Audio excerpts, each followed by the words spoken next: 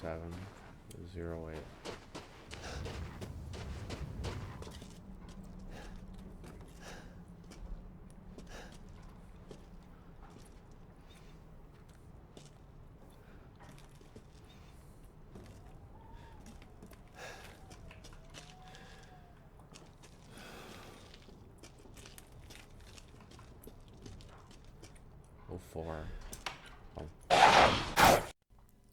My plan for this video is to break down the entirety of Resident Evil Village.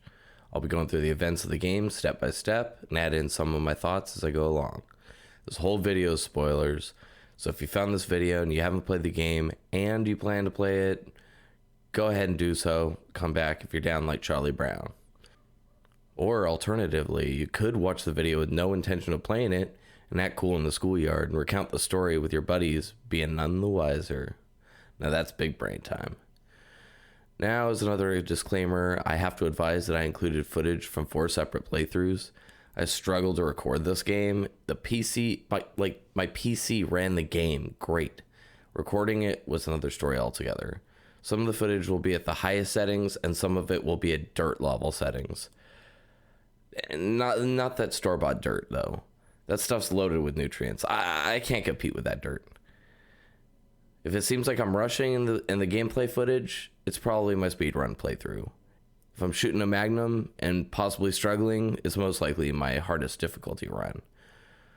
Now when you see the panic in my movements, you'll know why. I think to understand my opinion with this game, you should know my history with the series. In my youth, I watched my friends play the first 3 games, but I never actually completed any of them myself. My first foray into the series was Resident Evil 7 a couple years ago. Then I played the remakes of the first 3 games. I played the first hour of Resident Evil 4, and I plan on getting back to that at some point. I have a feeling that my thoughts on that one will be divisive. I also played the first 2 hours of Resident Evil 5 with a friend in co-op, and I think the less I speak to my opinions on that game, the better. I think it's important that anyone watching this realizes that I played several of the games, but I'm also not a longtime fan by any metric, so that's where my perspective is going to be coming from. We good? Let's get it. The game starts off with our girl Mia reading a fairy tale book that was apparently written and directed by Tim Burton. I say that jokingly, of course, but I love the intense and striking visuals of this bit. As the little girl's trapped in a mirror in the story, Mia stops reading and passes off her daughter to Ethan, who is very disapproving of these dark stories. You take control of Ethan and carry Rose up to bed.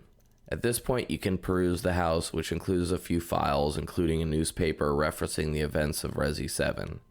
After putting Rose down, you rejoin Mia, who has dinner finished and seems to be a little bit more well-adjusted than Ethan, who just can't shut up about the time his wife accidentally cut his hand off. Get over it, bro.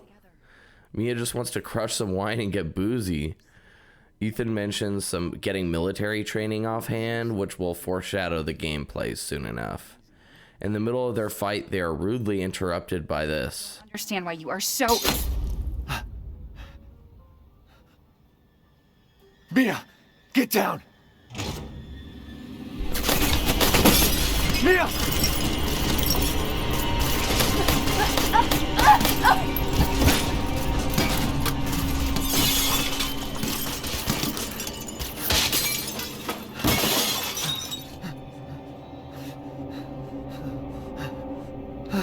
Mia, oh God!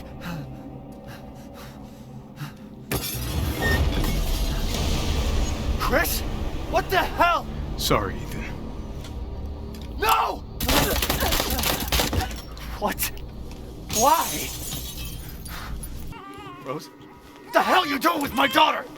Package secure, sir. Take him away. I said get your hands off her! Ethan, no. If I reacted this tamely to my wife getting shot, she would come back to haunt my ass. Well, okay, Chris is the shooter. Okay, clearly he has no respect for Ethan. It's one thing to kill a man's wife in front of him and steal his daughter, but to talk to him like your pet dog, unforgivable. Next, you get a brief scene with Ethan recalling a conversation he and Mia had discussing test results for Rose. This will not be brought up explicitly again for the rest of the game, and we'll have no context or meaning of this until the very end. I'll be back to it. We wake up next to a dead soldier next to a flip van. Time to trek through the creepy, snowy woods. This opening walk is pretty cool. A complete lack of a soundtrack, with just the ambient noises from the woods to put some tinglies in your minglies. I like it. Eventually, you come upon a home. There are noises you follow into the basement. There's a mouse. Above you. That shit was no mouse. Again, more diegetic sound to accompany you before a low drone chimes in to assure you should be creeped out here. This first glimpse of the town proper and the castle in the distance truly impressed me. Due to my assorted recording issues, some of this footage was captured at super low settings to capture properly, and it still looked amazing. After that slow jaunt through the area, you finally meet an old man who hands you a gun. He is too frightened to discuss the actual threat that Ethan's dealing with. Thanks for the gun, sir. We survey a heap of villager bodies, and something else is down here with us. Poor Ethan just cannot keep his damn hands intact. We have our first legitimate fight with a lichen that leads us down the road to another house, which turns into an absolute bombardment. This town is swarmed. The nearby radio advised us to go to Louisa's house. That shit's gonna have to wait though, because by the time this happens, you get a shotgun and all hell breaks loose. It ends with a cutscene as you get either hit with a arrow in the leg or you're taken down by one of the lichens. They are literally riding into town on horses with crude implements for weapons. They'll leave you alone for an unestablished reason, and you get your first glimpses of an old crone. She recognizes Ethan as the child's father, and she warns him that the matron of the town, Mother Miranda, seems to have taken possession of Rose. Now we get our first taste of exploring the village. At this point, it all feels very Resident Evil. You find assorted crafting materials and ammo. You have a grid inventory that looks familiar, if not slightly larger than you remember. And your main objective is to collect 2 key items to open a gate to enter the castle. One of the nice quality of life changes is that the key items no longer take up inventory space, which will surely bother some purists. But to me, having to do stash runs because I finally found a use for a strange crystal or some bullshit can definitely grow tiring to me. For me, it's about finding the crystal and later finding the use for said crystal that provides the enjoyment. Storage Simulator just doesn't rev my motor. After making it through a field with a couple of lichens, you find a young woman and her wounded father. Ethan is a good boy, no matter what Chris says, so he's here to help. He helps them into a nearby house. The setting with these houses is super bitchin'. Very old-timey. It reminded me of this bar built in the 1600s I visited in Brussels. The fact that everyone's sitting by lantern light really helps set the mood here. Tempers are high amongst the survivors as they attempt to calm everyone down with a good prayer to Mother Miranda. Great ones, hear our voice. Together as one in reverence, we call on thee within the endless dark to deliver us into fate's hands. As the midnight moon rises on black wings, so we make our sacrifice and await the light at the end. In life and in death, we give you glory, Mother Miranda. I'm not super religious, but this is the craziest version of the Lord's Prayer I've ever heard. Poor Leonardo got a case of the crazy, though. It looks like the last meeting of this church group. The fire spreads through the house, and as Elena and Ethan are about to escape, Elena loses her mind in an attempt to rescue her lichen dad. He said my name! Father! Wait, it's not safe!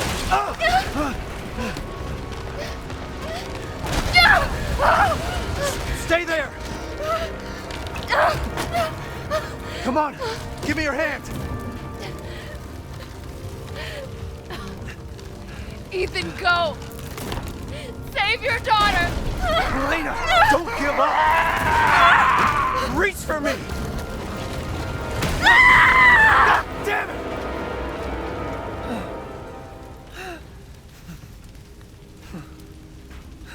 Why is everyone dying on me? Ethan doesn't handle this too well. If I'm being honest, he seemed more shocked by this than he did by his wife getting executed right in front of him. Once we get down outside, we find our second crest piece to access the castle. You hear gunshots outside. Who's there? Stop! Mother Miranda! Hey!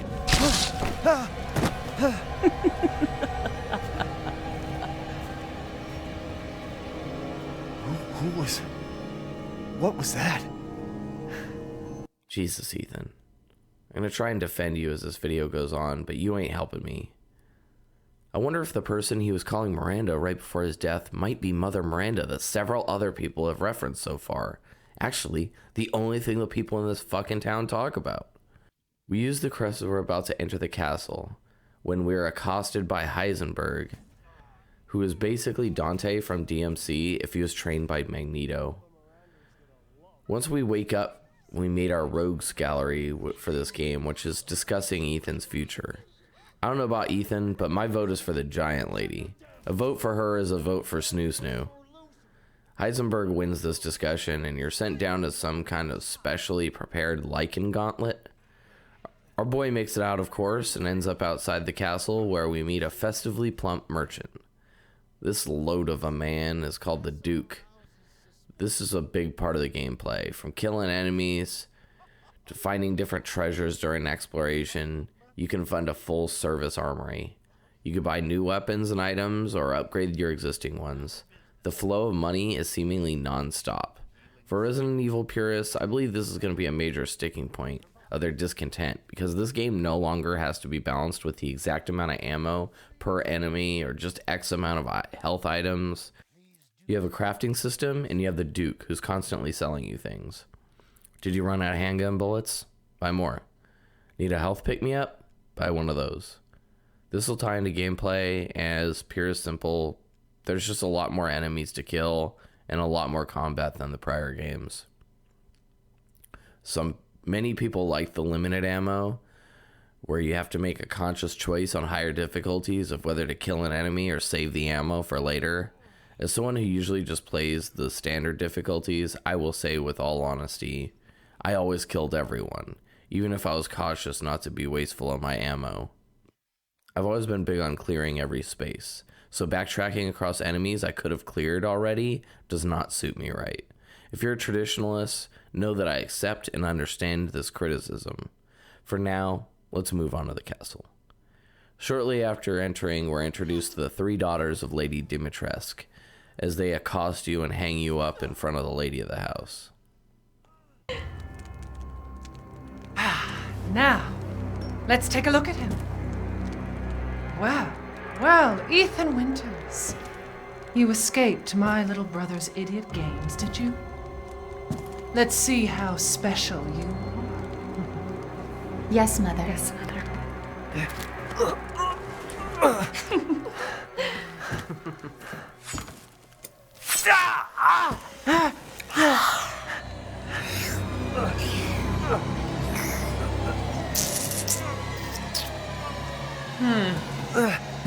Starting to go a little stale. Then let's devour his man-flesh quickly, Mother. I am the one who captured him. Now, daughters.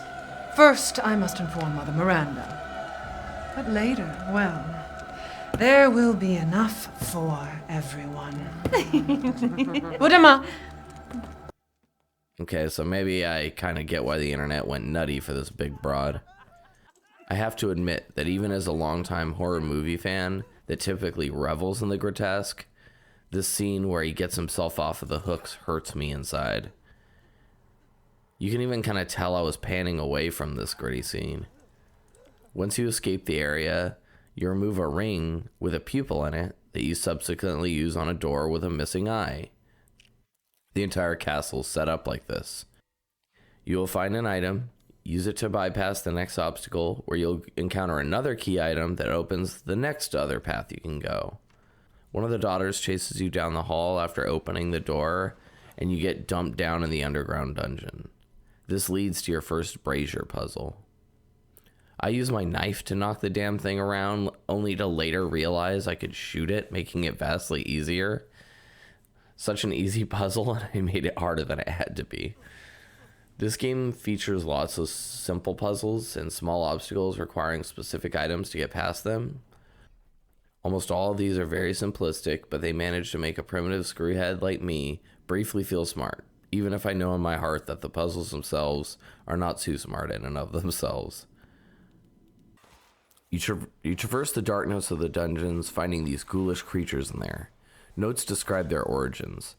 Any of the help in the castle that disappointed their mistress met their end down here. In the art gallery, after I beat the game, they describe how all of the ghouls in the castle were modeled as women, which tracks with all the notes, but I frankly didn't notice that on my own. After long, you encounter your first fight with one of the daughters, where you puncture one of the windows by accident, allowing the cold air in. This is the vulnerability of all the daughters. Once they get cold, they become vulnerable to damage from weapons. Like most women, once she gets cold, it's over with. Sorry, babe, you can't have my jacket. When she dies, she drops a crystal torso, which can be sold to our boy Duke for a handsome reward. These assorted treasures will add up, and I loved the amount of shinies I had to accumulate throughout the game's duration.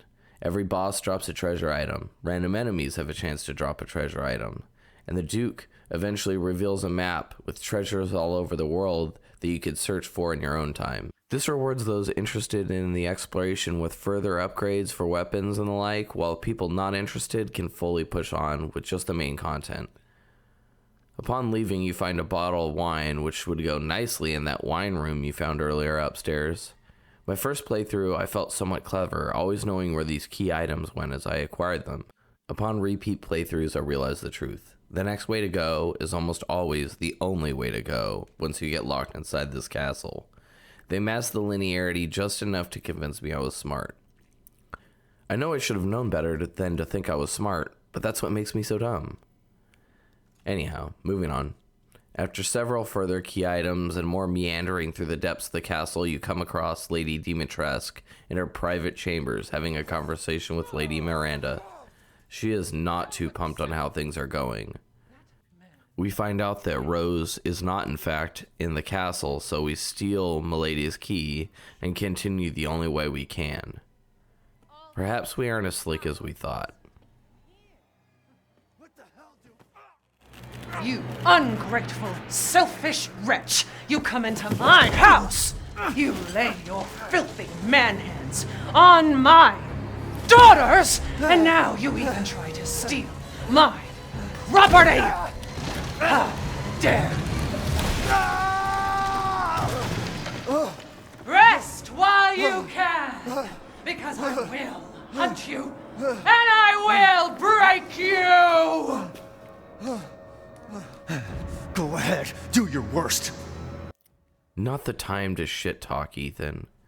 Dude really has to work on that. As we think we're gonna escape, Ethan loses his hand. Again. Is this a Capcom thing? Like Dante getting stabbed in the heart with swords? And Resi 9, is he gonna lose a whole arm? I hope so. After evading her and picking up our hand, of course, we escape with a mask which would suit the front lobby just fine. Thankfully, we got health juice, so that hand is just fine, boys and girls. We find our next daughter after some more exploration, and she's dispatched with a similar method as before, but I have to question their architect, who put a cold air lever in a room to a girl with some kind of fly biology that's weak to cold. You pay a little, you get a little when it comes to craftsmanship, I guess. At this point, I'll make a bit of a jump. You do a few more puzzle areas. I like this room where you had to ring the 5 bells, and finish off the last remaining daughter. You collect the 4 total masks required to open the door in the main lobby, and you're ready to get the hell out of here. Now, during this whole time in the castle, Lady D was roaming the hallways, much in the way Mr. X had haunted me in Resi 2, but I was significantly less tense being followed by her. And this is not some kind of remark because she's dummy thick. It's because she has specific boundaries that she has to fall under, and she won't leave the main areas of the castle. The other reason is that by the time she starts stalking you, you've unlocked yourself tons of shortcuts and doorways so you can run in a circle most of the time and easily escape her. This seems like a conscious decision to me, to make the gameplay more casual friendly, and it didn't bother me, but I think it's noteworthy. To me, I'm cool with the added freedom this gave me exploring the castle. If she was a more tense stalker, it might derail me from clearing out room by room. Mr. X made me pretty tense at times in Resi 2, even with his own set of rules to follow. But there were times where he was simply barricading some area that I wanted to explore, and after several hours, it became somewhat draining. Before I move on to leave, I have to put the ball I found into the labyrinth. These double as collectibles to hunt down as a little fun side game. Every area you'll find a ball to go into its corresponding labyrinth. These are nice little collectibles, and they lead to the biggest treasure you'll find in the area. So every area has one of these, so for a total of 4 in the game, and I was fired up to find the associated ball for every labyrinth. So I think this is a quality addition. Ethan comes upon a coffin with a giant knife in it that was hinted in a prior note I found. The lady of the castle did not seem to be too fond. This boss fight is very simple but fun. She'll chase you in a circle leading around this tower while you take pot shots at her as you keep your distance. If you've played Resident Evil before, then you know the drill. Empty all your good armaments you've saved until this point until she is dead. Once she's defeated, you find some dusty flask. Okay, so the game calls it a flask, but to me this is closer to a jar or a container, but they call it a flask, so I'm going to call it a flask for the remainder. You encounter the crone yet again, saying a prayer to Mother Miranda. She tells you the crests of the 4 bloodlines will lead you to Rose and Mother Miranda, and leaves a key for you.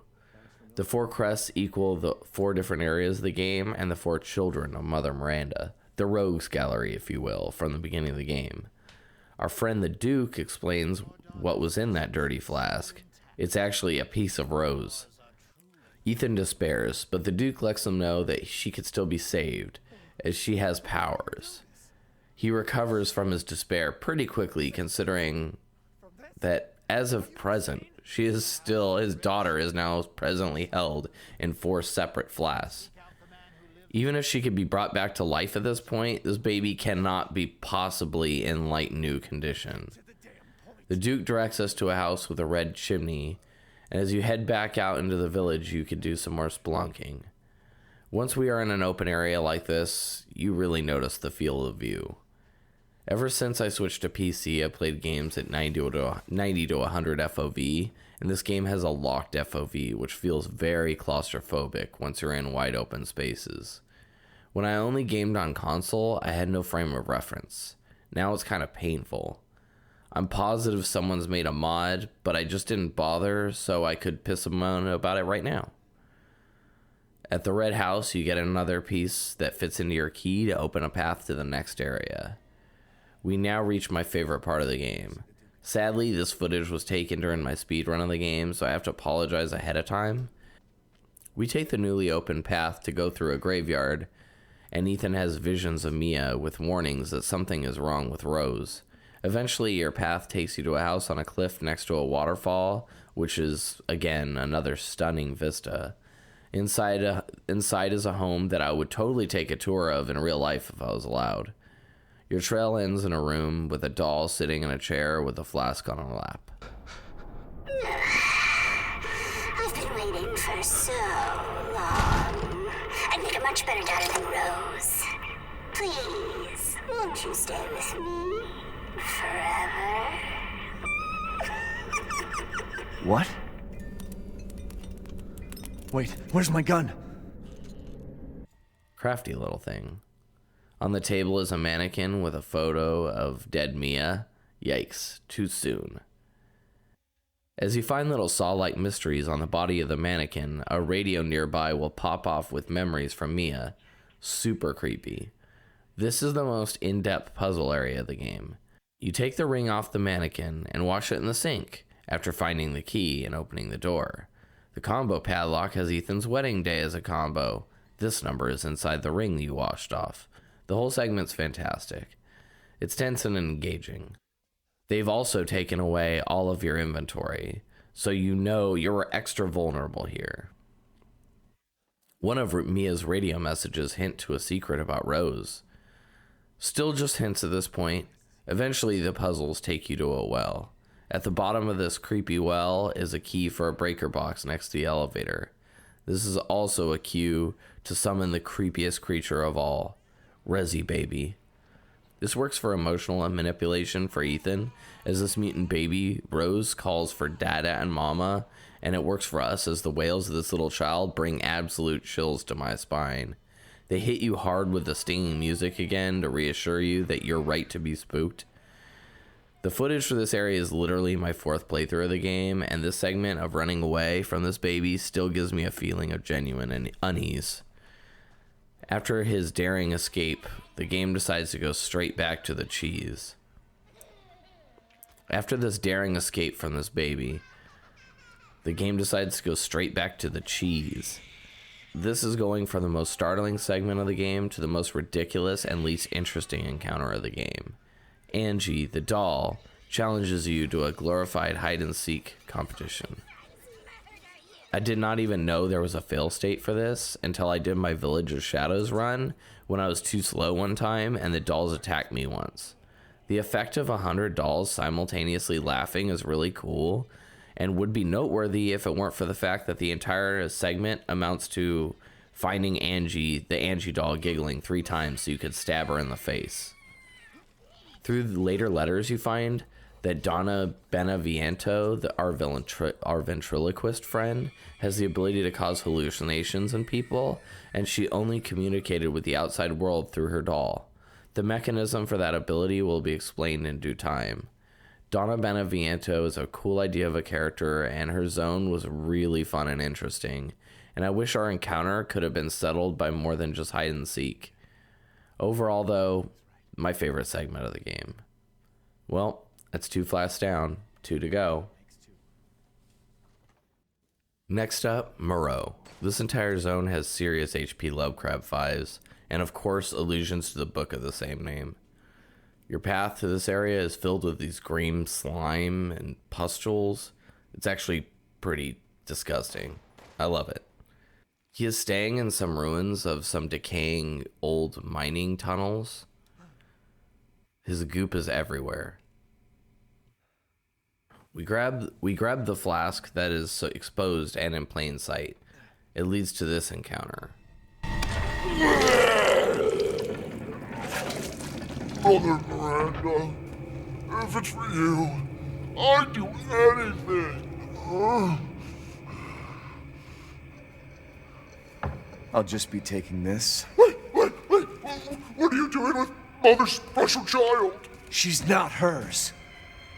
Oh, you have something to say? What do you mean, mother's special child? Mother wants her baby back. Don't screw with me! Wait, please. If you take it, then the others laugh at me. But if I do better than them... What do I care? Wait, just a little longer, please. What's so funny? You're stupid. You talk too much. It's all over. I plugged the way in. What do you... This is my territory. And I won't let you leave. Shit.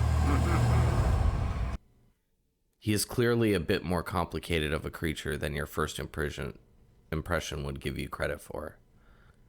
We gotta find a way out of this place. We find keys and an old boat to make an escape. We knew it wasn't gonna be that easy. During our escape, we encounter a giant beast in the murky water. At the dock, we encounter Chris, who's on site with his associate. He continues his habit of being evasive and giving us no further information. Our conversation is interrupted by the creature, but let's be honest, he wasn't going to tell us shit anyways. Surprising no one, Moreau was the sea creature. He is the third of Miranda's children, and all of them have expressed deep love and admiration for her at this point. He tells us our exit is underwater, so our new goal is to lower the sluice gate to allow an escape route. This requires starting up the windmills to give the generator power. Starting up the windmills requires a daring jaunt through a series of barely held together bridges while he charges nearby underwater. We do it though because Ethan sounds like a dummy, but he has big dad energy and always gets the job done. The zipline ride was a pretty dope set piece. It's kind of like going on Jaws at Universal Studios. You know Jaws are never going to get you, but it's fun theater.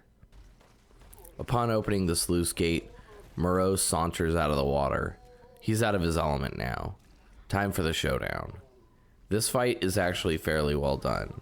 He's girthy as all hell, and he'll slowly crawl at you while you unload at him. You can blow up tons of pre-placed barrels nearby, or use all the ordnance you have to whittle him down. After doing enough damage, he'll head to a high point and spray some volatile sludge in the air. To avoid this, you have to hide in the eaves of the nearby shacks throughout the duration of this attack. Although not super complex, it adds some more challenge to the encounter rather than just being a straight ammo dump. He dies crying out for his mommy, and Ethan responds like this. In death as he was in life. Disgusting. A missed opportunity, to be sure. In Moreau's hut, there's information on his experiments, which includes notes on these fetuses in a jar called cadus. These are parasites that infect the hosts and add assorted effects. Some hosts handle it better than others. You get a Skype call from Heisenberg requesting a meetup while in the middle of his hut, so you make your way to him for flask number 4. To make it to him, you'll have to run through the biggest combat gauntlet of the game this far. There's a stronghold filled with lichens, and you're going to have to make it through them. This felt like it was playing to the game's strong suit, as the larger inventory and bigger firepower the game had introduced had not gotten to stretch its legs until this point. But at this point in the game, in my first playthrough, I had a pretty solid arsenal going, from 2 upgraded handguns, 2 shotguns, a sniper rifle, and a grenade launcher, as well as some mines and pipe bombs. It felt good to nuke hordes of these nerds. Most likely, sensible people will pick one shotgun and sell the other, and same with the handguns. I had so much inventory space, I was holding on to them just in case I would eventually get a storage container. In the end, I should have sold one and upgraded the other. I should have sold one and only upgraded one gun for each class. Any gun you completely max out through the Duke will unlock infinite ammo for the next playthrough, so I had unlimited shotgun and pistol ammo for the start of playthrough 2. This might explain some of the reason I had so few qualms about running through the game so many times.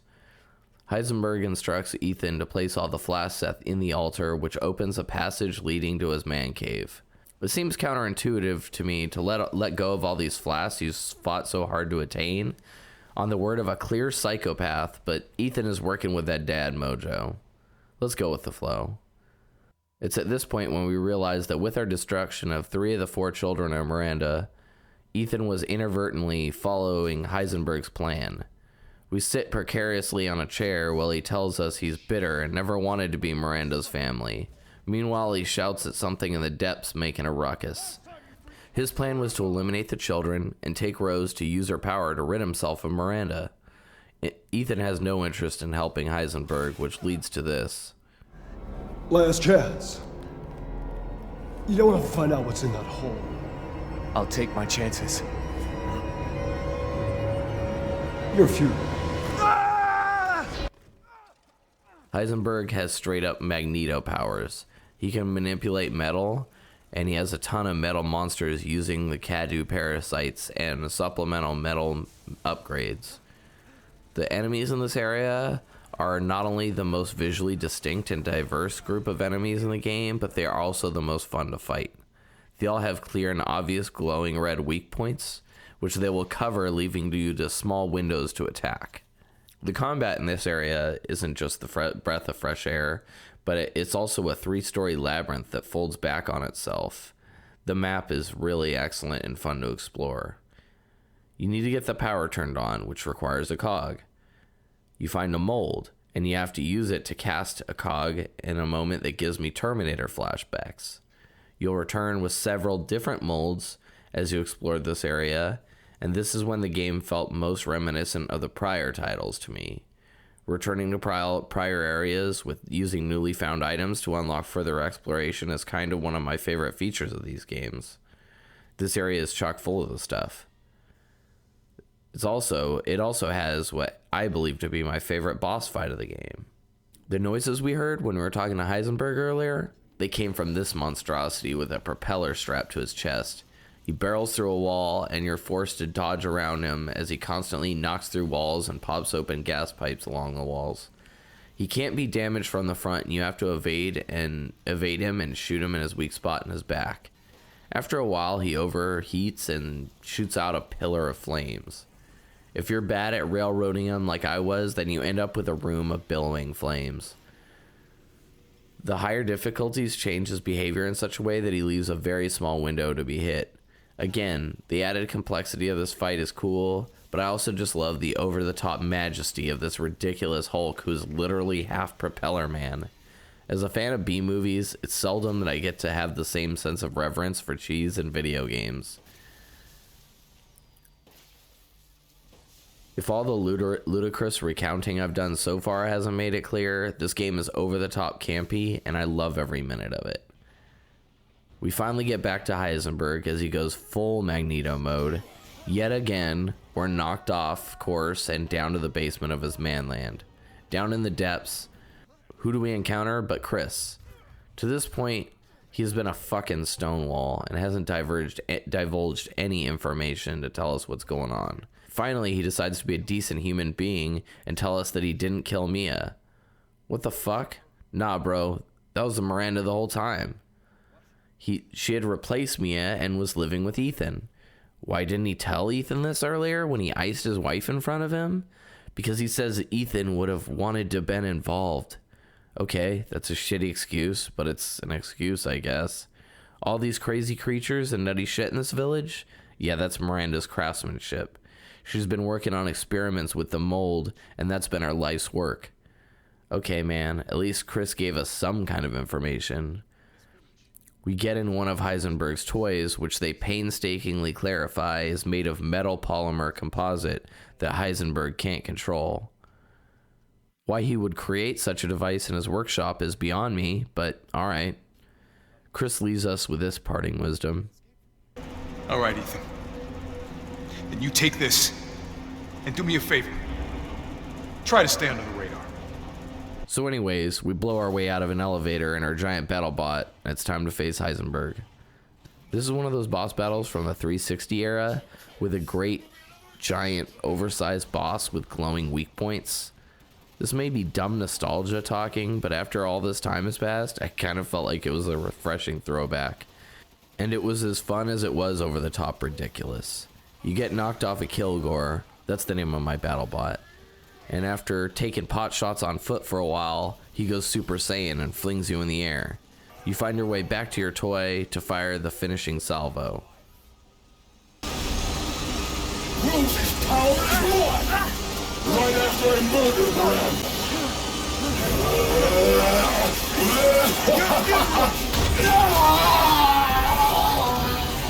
This is the point where the story picks up at a breakneck pace. No time for celebrations. We see hallucinations of Mia and Rose.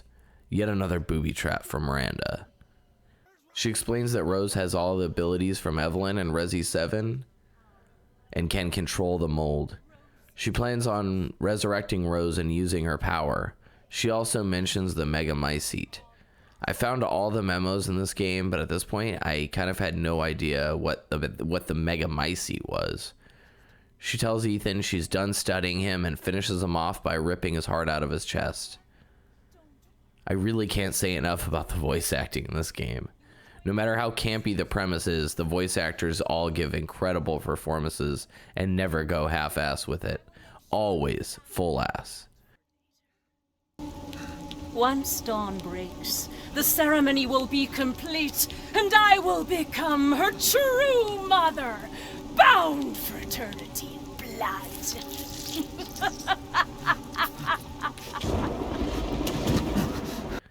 We now switch over to Chris, who's giving a sit rep to his crew. He recaps the game's events to this point and has now changed the story by saying that the reason he treated Ethan the way he did in the beginning was because Ethan could have been infected since he was living with Miranda. This was probably the better excuse, and he should have told Ethan this before leaving him in the dark. He tells his team that he saw Miranda murder Ethan, and now it sinks in that Ethan's dead. I imagine that many of the Ethan haters out there still had a twinge somewhere deep inside of regret that Ethan died, especially with how unceremoniously it happened. Now, this is the point where maybe my memory's bad or the storytelling is confusing. Chris notes a helicopter flying overhead and says BSAA has arrived. I thought I remembered that this was the team that Chris was working for in the prior game, and maybe there was somewhere in this game referencing them before or after, but I'm not certain. Either way, apparently Chris is no longer with them, and his team proceeds back to the village to kill Miranda and save Rose. This is the power fantasy on normal difficulties. You have a serious armory on you, so when the Lycans jump up onto your path, they're jumping into immediate bullet hell. Every Resident Evil game I've played has a total reverse challenge curve where the game starts off and you have a knife or scant ammunition, and by the end you're Arnold and Commando. Chris is not trapped in this village with Lycans. The Lycans are trapped here with him. The mold has started sprouting from the ground, and once we make it to the center of the village, Chris uses an ion cannon to carve a hole in the earth. Remember Tiberian Sun? R.I.P. Westwood. One thing of note is the footage captured is actually from my Village of Shadows playthrough, the hardest difficulty. In this mode, I found that Chris's segments were actually harder than Ethan's, because with Ethan, I had a fully upgraded Magnum with infinite ammo. Chris's weapon just didn't have enough rounds for how tanky these guys were. Or actually, I had infinite rounds with him too, but it was just the act of reloading. There's just an overwhelming amount of guys that just required so many rounds. So if you notice that it looks like I'm struggling, that's because I was. Chris jumps down the ion cannon hole and meets a tougher version of an old foe. I question the design of this fight. You're facing this giant brick shithouse of a guy with a huge mace and an even bigger swing radius, and your combat arena is a tiny pit. The first fight against this enemy was in a small pit as well, but you at least had some pillars or obstacles to keep some safety. Although this game is more combat oriented than one might expect, your actual movement is still very survival horror. You're not particularly agile or mobile, and even if you were in an arena this small against an opponent who takes up 2/3 of said arena while swinging, where would you go? Just as in the prior title, Ethan can block to reduce damage, but in my Village of Shadows playthrough, I ended up finding crouching right next to him was the safest place. On normal, don't worry about any of that shit. I'm certain people have already learned his patterns and can do no damage runs, but I still call bullshit on this fight. We again use the ion cannon while standing right next to him to finish him off, which is absolutely silly, but anyone whining about that at this point of the game is just ridiculous as the game is. We finally found it, the Mega Mycete. Chris primes it with some kind of explosive and moves to find a way out of the cave. He stumbles on Miranda's lab and uncovers tons of notes, which really fill in the story. If you've been beelining it through the story without reading any notes, the following cutscenes will make very little sense. Hell, I found all the notes and was still pretty confused about things. I waited until this moment to talk about this, and I'm nervous to say anything about it because of my understanding of it. So this Mega Mycete is the progenitor mold, essentially. This is what gave Miranda and the Four Lords their power. She did experiments on the people of the village and finally found 4 hosts that took to the mold's parasite. From what I understood, the Caduceus are made of the Mega Mycete material. There's also a cool tie-in where there's a note that praises Miranda for her revolutionary work and inspiration from a visit to the village. This note is from Oswald Spencer, and he details his plans to start a company called Umbrella, and he would base his logo on the symbols at the altar of the village.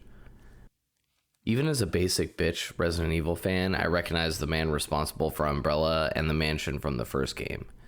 To think that Miranda's encounter with Spencer is the first domino to fall to start all the events of the series, pretty cool.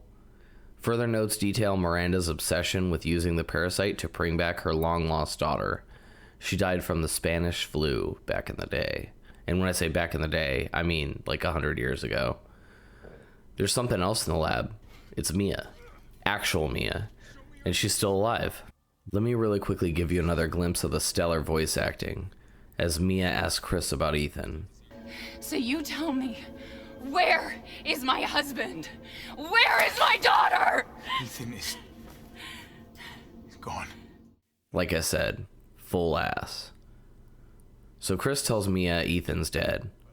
Mia seems to know something we don't, however. Village. No, you're wrong.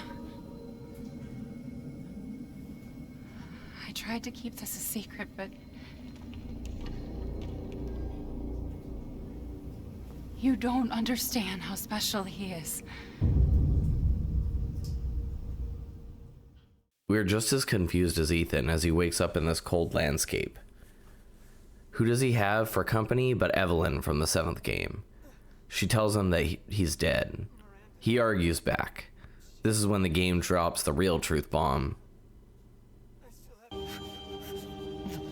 You mean you didn't think it was weird? No matter how much you got hurt? Remember.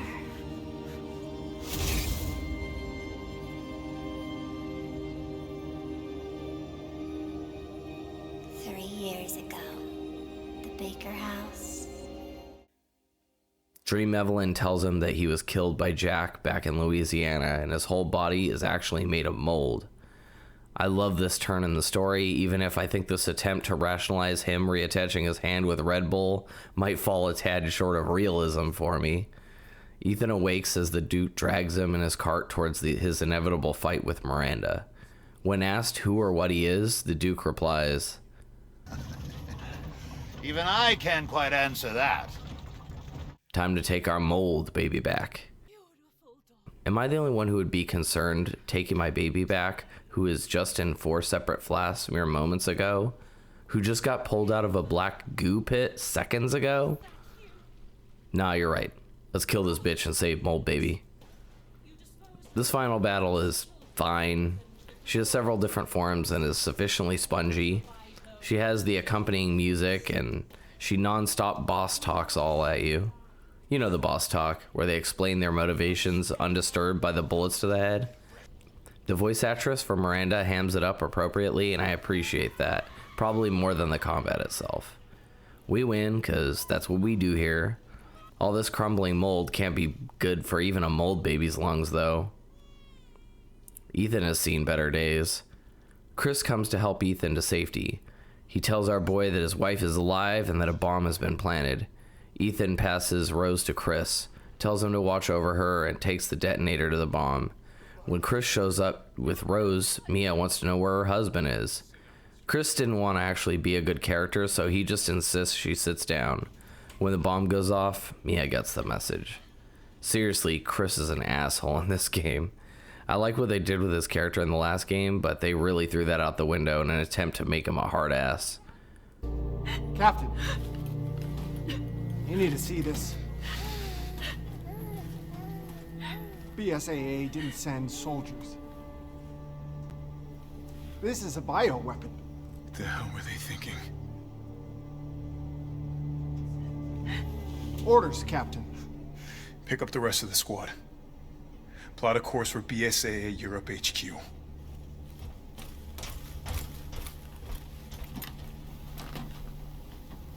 Someone's gotta pay. Guess we know where we're going for the next game. The credits roll over the ending of the book from the beginning of the game as a Bjork song plays over it. For the record, I'm teasing about the song, but it's dope, and the Bjork-like cadence is suitably strange. This adds nice context for the story at the beginning of the game, and we now know the characters from the story were all the four lords. Also again, the visuals are stunning for this sequence. The post-credit sequence is of Rose as an adult going to visit her dad at his grave. She's interrupted by some kind of agent from an unnamed agency. He calls her Evelyn. She's not too fond. It's clear that her powers have matured as he's fearful of her. They drive off and stop in the distance as someone approaches. The father's story is now done. Well, now to summarize my thoughts. The setting, characters, gameplay, and story are all over the top and often cheesy, and I absolutely ate it up. If you take this too seriously, the seams will show, and then all the silliness will probably eat at your enjoyment. Take all this in stride. The easiest compliment to pay to this game is the pacing. You're constantly moving forward, and you're always engaged. I'm the type who likes to 100% everything, if it's within reason, that is, and this game is very reasonable. My years of putting 100 hours into every game I play are over. I've griped numerous times about the icon simulators many open world games have become these days, where samey content is spammed over and over to pad out a game's length. This isn't one of those games. This game stays fresh throughout its duration. Every zone has its own theme and its enemies and its own challenges, and they're all sufficiently squeezed as much as they can, and then you're done and you're free to move on to the next area. I truly enjoyed coming back to the village with the ability to access a new part of it. The game is set up where a completionist like me can freely explore and be rewarded for it, while a person who just wants to power through the main content can do so without feeling obstructed. The actual setting of the village is fantastic. The old structures combined with the snow made for this feeling that the game was removed from time. Without the guns, you'd be hard to pick out what year it was. The Castle Dimitrescu was beautiful and well arranged. Lady D and her daughters were charismatic, if a little nutty, and enjoyable foes. Donna Beneviento and her House of Horrors will stick in my memories, and I'm sure I'm not alone.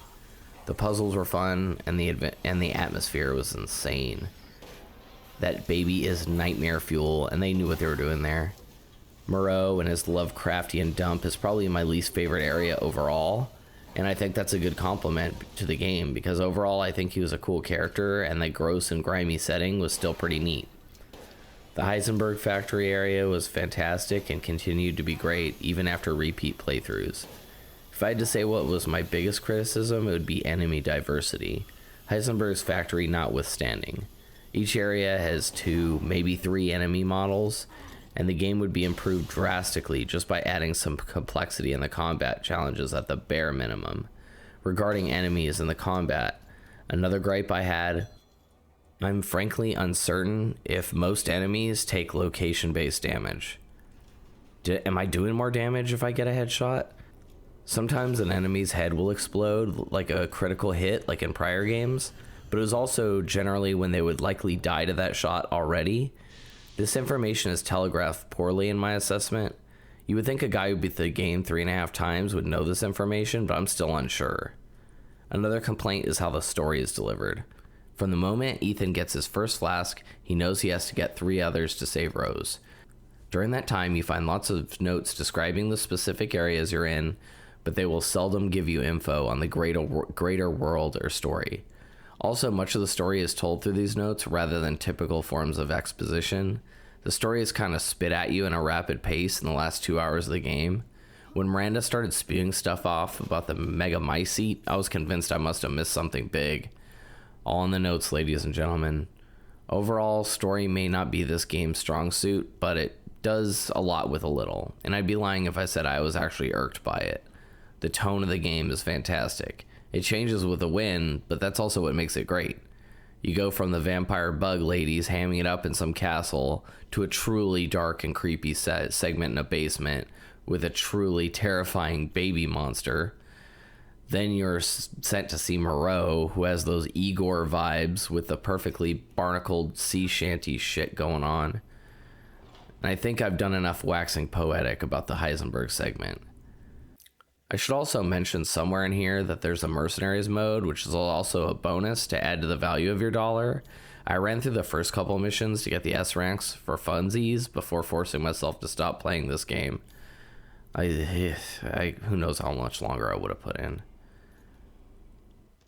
This is going to be a brief White Knight segment for Ethan. In no universe will I try and defend Ethan as a dynamic character that I was fascinated with.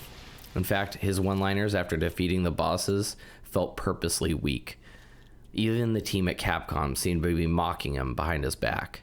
I will say, though, that he didn't detract from any of my enjoyment of Resi 7, and he certainly didn't hinder me from enjoying this game. He's a vessel, and I believe he's there to make you sympathize for his situation. He's Johnny Everyday, thrust into insane circumstances, and his whole shtick works for me. I think that with the first-person perspective, they wanted to create an unintrusive character that doesn't distract you or pull you out of immersion, and he's definitely unintrusive. I played this game 3.5 times. The last half run was done to capture footage. I would have played this game 3 times, the bare minimum regardless. This game was designed to be replayed. There are a series of challenges that are easily accomplished, begging you to attack them. Each replay unlocks more weapons, which means more upgrades for those weapons, which means more accessibility for the higher difficulties. I had to uninstall this game to force myself to stop playing, and finishing the last 6 Steam achievements. I gotta finish Dark Souls, who knows how that's gonna go. Lastly, I want to speak to the changes in the gameplay over the series tradition. I loved having a constant flow of upgrades and shinies to urge me to explore more and find more treasure to fund my next cool armament. The added inventory space encourages holding onto guns or mines or pipe bombs for that rainy day. There's no stash in this game, which has its own drawbacks, but as I previously mentioned, doing a stash run for an essential item was never fun to me. I don't have to worry about that now. The challenge that some people find rewarding in balancing their items and utilizing a limited inventory can become somewhat of a pain to me.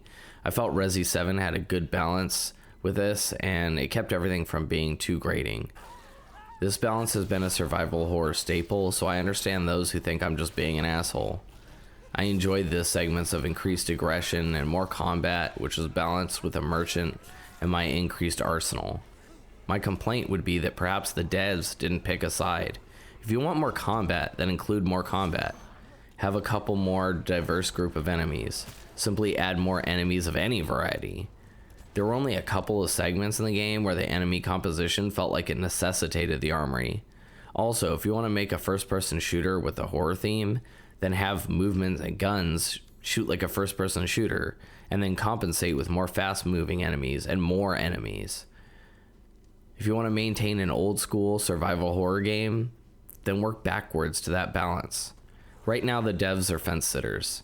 Make no mistake, though, I played 2 hours of Resident Evil 5, and this game is definitely not of that ilk. I believe it's very possible to make an excellent true horror experience with intense combat that doesn't involve artificial hindrances, like really slow movement or slow-firing guns. That is, however, a conscious decision that somebody needs to make. Overall, I clearly enjoyed the heck out of this one, and I'd recommend it, assuming someone isn't too attached to the past. If you meet this game halfway, it's well worth your time and money. Thanks for staying through all of this if you actually did. Take care.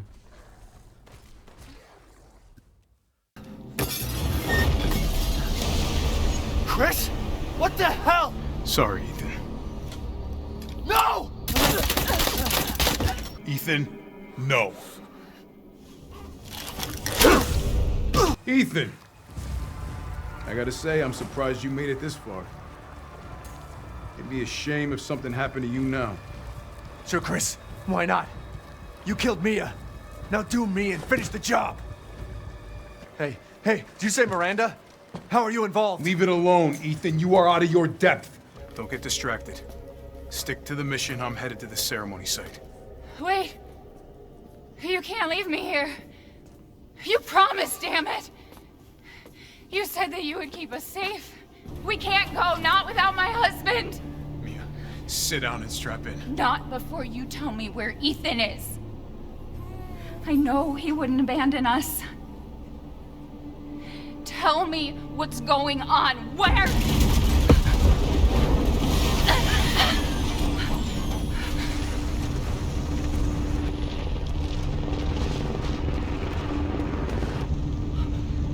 that? I told you to sit down.